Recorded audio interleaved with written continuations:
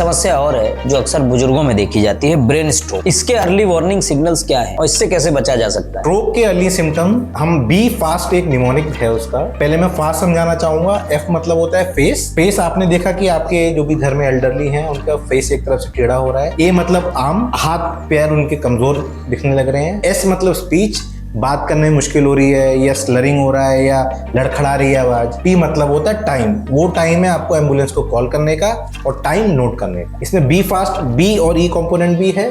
B का मतलब होता है बैलेंस, आपने देखा कि आप खड़े नहीं रह पा रहे हैं, आपका बैलेंस बिगड़ रहा है। ई का मतलब होता है आई, आई में आपको धुंधला दिख रहा है या आपको देखने में प्रॉब्लम है। अगर किसी को ये अर्ली सिग्नल्स दिख जाए तो उस वक्त गोल्डन आवर क्या होना चाहिए कि जिससे वो अस्पताल ले जाए और पेशेंट बच जाए, सुरक्षित रहे? जैसे ही आपने देखा घर में किसी को स्ट्रोक पड़ना लगा है, सबसे पहले आपको घड़ी देखना है कि टाइम क्या होगा। हम स्ट्रोक में गोल्डन आवर मानते हैं 1 आवर को।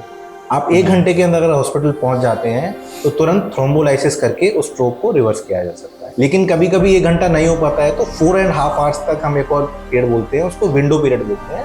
उस केस में भी आप वहां पहुंचते हैं तो उस केस में थ्रोम्बोलाइसिस या थ्रोम्बोक्टमी पॉसिबल। और फर्स्ट एड क्या दे सकते हैं उस समय अगर किसी को स्ट्रोक आ गया? स्ट्रोक आने के बाद सबसे पहला है आपको टाइम देखना है, एम्बुलेंस को कॉल करना है। इंपॉर्टेंट कंपोनेंट है पैनिक नहीं करना है। पेशेंट देखना है कि कॉन्शियस है कि अनकॉन्शियस है। कॉन्शियस है तो उसकी गर्दन हेड ऊपर रखना है।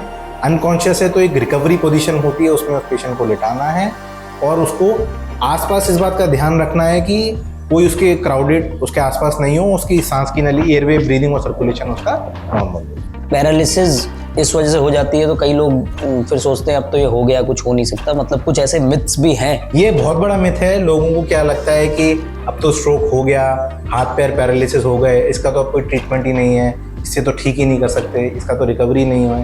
ये बहुत बड़ा मिथ है। जैसे स्ट्रोक होता है, जैसे आप अपने घर में किसी को हार्ट अटैक आने पे जैसे ट्रीटमेंट करते हैं, इमरजेंसी में तुरंत लेके दौड़ते हैं, सेम आप स्ट्रोक के लिए करिए। स्ट्रोक का ट्रीटमेंट है, स्ट्रोक का रिकवरी है, फिजियोथेरेपी, दवाइयाँ, सर्जरी, हर चीज़ पॉसिबल।